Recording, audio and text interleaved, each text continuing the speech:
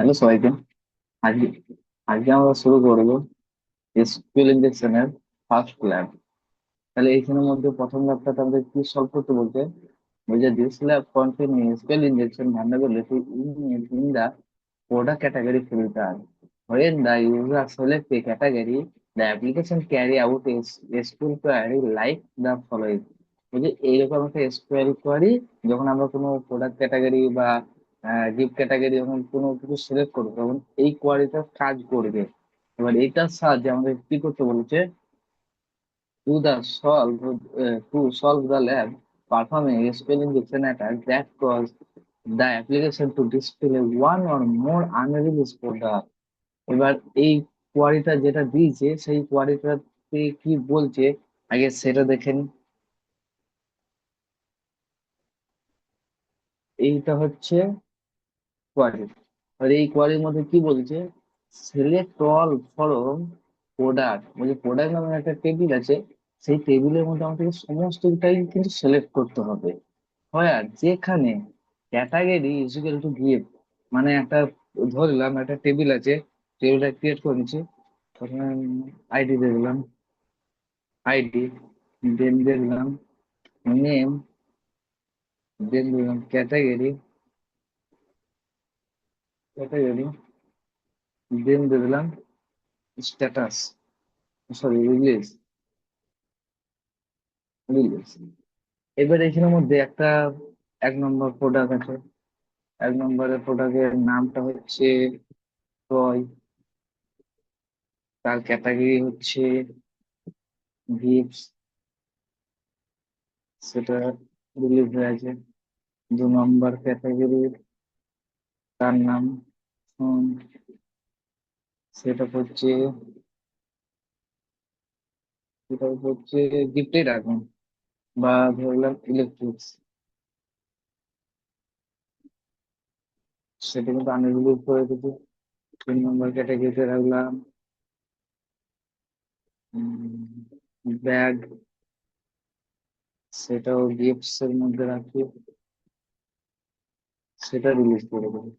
এই একটা table create করলাম, টেবিলের কি কি আছে, আইডি আছে, নেম আছে, ক্যাটাগরি আছে, আর রিলিজ, রিলিজ মানে স্ট্যাটাস।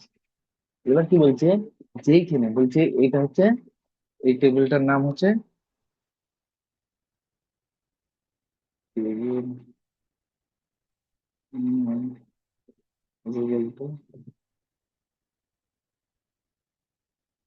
প্রোডাক্ট, এই টেবিলটার নাম হচ্ছে প্রোডাক্ট টেবিল। এই টেবিলের মধ্যে কি বলছে, সিলেক্ট অল ফ্রম প্রোডাক্ট, এই টেবিলের মধ্যে সবকিছু সিলেক্ট করো যেখানে ক্যাটাগরিটা, এই ক্যাটাগরি নামে যে কলমটা আছে সেই ক্যাটাগরিটা গিফটস যেগুলো আছে সেইগুলোকে তুমি সিলেক্ট করবে।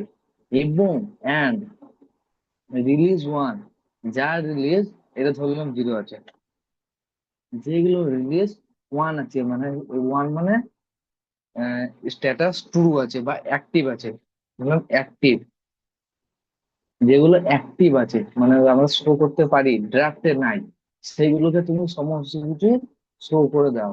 এবার এই কোয়ারিটা দিয়ে আমরা সলভ করার আগে আমাদেরকে দুটো জিনিস জানতে হবে, অ্যান্ড অপারেটর আর একটা ওর অপারেটর। তাহলে অ্যান্ড অপারেটর আর একটা জানবো ওর অপারেটর। প্রথমে অ্যান অপারেটর দেখে নিই। অ্যান অপারেটর হচ্ছে দুটোই ট্রু হতে হবে, ট্রু অ্যান্ড ট্রু, তবেই কিন্তু তার রেজাল্ট দিবে ট্রু। যেমন এক্সাম্পল আমি ধরলাম 1 = 1 অ্যান্ড 2 = 2। দেখো এখানের মধ্যে কি বলছে, অ্যান্ড এর প্রথমে কি লিখেছে 1 = 1, এটা ট্রু কি না, এটা ট্রু, তাই জন্য এটা স্ট্যাটাসটা দেবে ট্রু। এবং 2 = 2 কি ট্রু, হ্যাঁ ট্রু, তাহলে এই দুটোর অপারেশনটার স্ট্যাটাস দিবে ট্রু। অ্যান্ড অপারেটর বলতে গেলে দুদিকেই যে কন্ডিশন লাগাইছে সেটা কিন্তু সত্য হতে হবে, মিথ্যা হলে কিন্তু এই স্ট্যাটাসটা ফলস হয়ে যাবে। আর অর অপারেটরটা কি বলছে, দুজনের মধ্যে যে কোনো একটা ট্রু হলেই ট্রু দিয়ে দিবে। এটা ট্রু হলো আর দ্বিতীয়টা ফলস। প্রথমটা ট্রু হতে পারে বা দ্বিতীয়টাও ট্রু হতে পারে। দুটোর মধ্যে যে কোনো একটাই ট্রু হলে তার রেজাল্ট কিন্তু ট্রু যেতে। যেমন ধরলাম 1 = 1, or 1 = 2। এবার এখানের মধ্যে কি বলছে, 1 = 1 কি ট্রু? হ্যাঁ ট্রু। তাহলে এ আর কিন্তু পরের কন্ডিশনটা চেক করবে না, এ অটোমেটিক ওইখানে ট্রু রেজাল্টটা ভ্যালু প্রিন্ট করে দিবে।